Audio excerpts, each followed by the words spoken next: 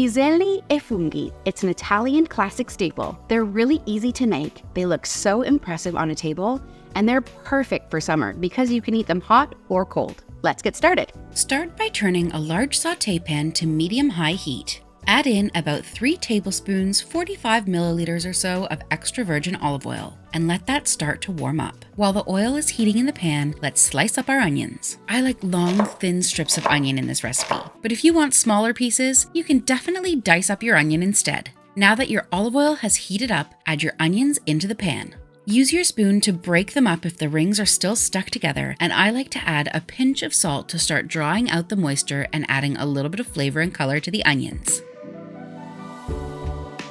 I'm using 250 grams, 2 cups of cremini mushrooms, which I've washed really well. The caps of these mushrooms are quite tight, so I'm not going to pull the stem out, I'm just going to slice off the woody end. You can use any type of mushroom you like in this recipe. Slice your mushrooms about 1 centimeter thick. You don't want the mushrooms to be too thin, you want them to be substantial against those peas. By this time, your onions should have softened slightly and picked up a little bit of color. Let's get our mushrooms into the pan. If you like mushrooms, be sure to hit the like button. And if you don't like mushrooms, go ahead and hit the thumbs down button. I'd love to know your opinion. Spread your mushrooms around the pan so they're in an even layer. You want them to be able to pick up that heat and absorb some of those oils.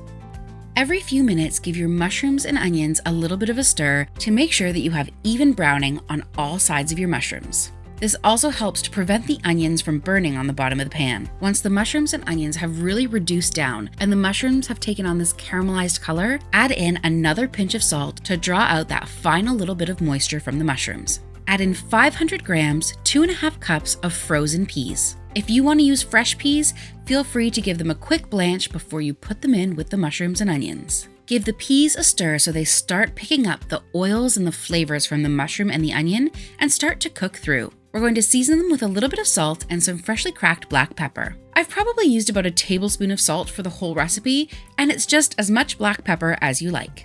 My mom always seasons hers with salt and pepper, but if you wanted to get a little bit more fancy, you could add some freshly chopped parsley or some mint to this as well. Even a bit of lemon zest would be really nice. You're going to cook this until your peas are completely heated through. The best way to test is by tasting.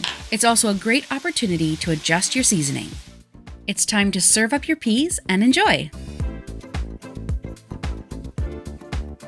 If you don't like mushrooms but you love peas, you have to try my pasta piselli recipe. Be sure to hit the subscribe button because I come out with a new Italian recipe every week. And I'm looking forward to seeing you in the next one.